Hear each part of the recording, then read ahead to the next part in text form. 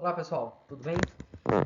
Vou apresentar para vocês uma síntese do nosso artigo que fala da utilização do jogo de tabuleiro Tributes para o ensino de contabilidade tributária de forma dinâmica. Então, nós fizemos uma atividade em que nós criamos jogos, né, os alunos criaram jogos com base nas atividades, né, no que eles estão cursando, né, em algumas matérias pelo qual eles estão cursando. E uma delas seria o TCC, né, e dessa forma eles tinham que criar uns jogos que falasse sobre algum tema relacionado ao assunto ao qual eles estão trabalhando, estudando, né? E um deles seria a parte da reforma tributária, dentro de uma matéria chamada contabilidade tributária mesmo, e eles criaram esse jogo chamado Tributes, né? Então nós reunimos todas as informações, né, para trazer, para contribuir com um jogo que ensinasse um pouco sobre a contabilidade tributária. Então, destacando-se um ponto central, a formação do contador hoje no Brasil é cada vez mais assim, esse profissional precisa ter um domínio além das técnicas, né, das normas. Ele também precisa saber analisar, decidir, interpretar cenários complexos e adaptar rapidamente às mudanças no sistema tributário brasileiro. Então, nesse contexto, né, a contabilidade se torna não apenas uma disciplina essencial, mas também bem desafiadora. Tradicionalmente, né, esse conteúdo ele é ensinado por meio de aulas expositivas e acaba tendo repetições de exercícios, né, de modo não, já dialogada mesmo, né? E com a necessidade de formar profissionais críticos e estratégicos, né? A gente há a necessidade de ter esse profissional que dialoga mais.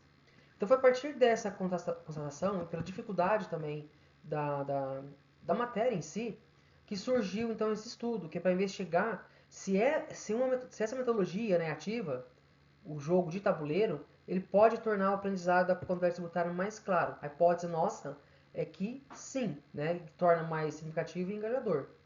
E a pergunta central que nos guiou foi: esse jogo pode melhorar o entendimento dos regimes tributários, das decisões fiscais? E a partir disso foi desenvolvido e testado esse jogo chamado Tributes. Né? Para sustentar toda essa proposta, a gente vai usar três eixos teóricos. Né? O primeiro é a própria contabilidade tributária, que sabemos que ela exige do aluno a interpretação de grande volume de normas que mudam constantemente, né? E autores como Pegas apontam que o contador precisa assumir um papel estratégico, que é algo difícil de alcançar apenas pelas aulas, né?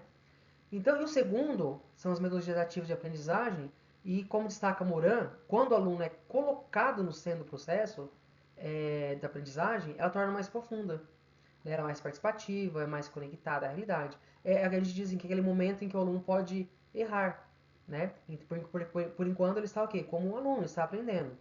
Então, é aqui que entra também o terceiro e último eixo, que é o uso de jogos e a gamificação.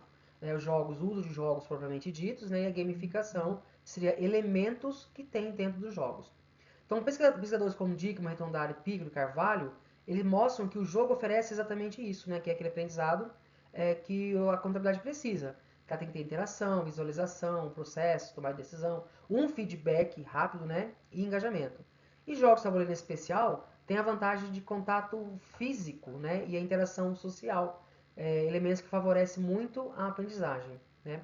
Então foi nesse conjunto de fundamentos que surgiu esse jogo, pensando nessa simulação de regimes tributários das decisões fiscais. Então não é um jogo que vai abranger toda a contabilidade tributária, mas que ela vai dar pelo menos os conceitos iniciais do que é e onde que a gente parte e para onde que vai futuramente para onde que vai, né? Com essa reforma tributária. Ou seja, metodológica que a gente utilizou. Nós utilizamos um estudo, ele adotou uma abordagem qualitativa, né? O caráter foi exploratório, foi utilizado um estudo de caso proposto por Wynne, né? E além disso, o processo foi conduzido por meio de pesquisação, que foi o jogo foi criado, foi testado, observado e ajustado, né? Refinado antes da sua aplicação final. Então hoje o jogo ele existe, ele já foi testado e foi aprovado. Então ele foi desenvolvido para simular todo um ciclo né, da gestão tributária de uma micro ou uma pequena empresa. Então, iniciando ali no começo como uma micro e ela vai crescendo conforme vai aumentando as suas despesas, receitas, né, seus ganhos, os lucros, e assim por diante. Então, no tabuleiro tem o fluxo operacional da empresa, tem cartas de receita e despesa, que vai simular os fatos contábeis, as cartas de evento fiscal, que ele vai representar a mudança da legislação, e umas fichas que acompanham, né, caixa e os tributos pagos. Também tem cards que representam os três regimes tributários, que é o simples nacional, o lucro presumido e o lucro real. Aí durante toda a partida, cada grupo ele administra uma empresa e vai realizando ali operações. Ela escolhe ou realiza um regime tributário, né? E aí vai apurando os tributos, imposto de renda, contribuição social, né? O PIS, COFINS, ICMS, PIS e assim por diante. E também toma decisões estratégicas. Ao final, vence quem tiver o maior patrimônio líquido, ou seja, né, quem gerir melhor sua empresa e sua carga tributária. Então a ideia é mostrar, pegar os impostos atuais e com o tempo, né, e traduzindo isso, acrescentando para a próxima reforma que vamos ter a partir do. Bom, o que nós analisamos com os resultados, né?